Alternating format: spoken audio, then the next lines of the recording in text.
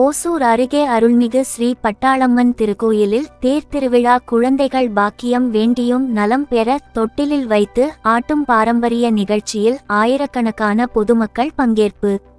கிருஷ்ணகிரி மாவட்டம் ஓசூர் அருகே அருள்மிகு ஸ்ரீ பட்டாளம்மன் திருக்கோயிலில் தேர் திருவிழா நடைபெற்றது.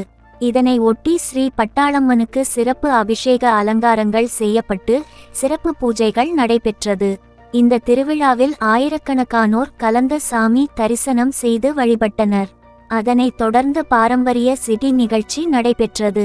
குழந்தைகள் சிறுவர்கள் நலமுடன் வாழ வேண்டியும் குழந்தை இல்லாதவர்கள் திருமணம் ஆகாதவர்கள் இந்த நிகழ்ச்சியில் கலந்து கொண்டு வேண்டும்போது நினைத்த காரியங்கள் நடக்கும் என்பது ஐதீகமாக உள்ளது.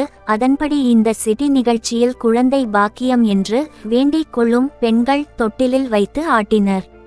அதேபோன்று விவசாயம் பெருக வேண்டும், நல்ல மழை பெய்ய வேண்டும், ஏரி குளங்கள் நிரம்ப வேண்டும், மக்கள் நோய் நொடியின்றி வாழ வேண்டும் என பக்த கோடி மக்கள் வேண்டிக் கொண்டு அம்மனை வழிபட்டனர்.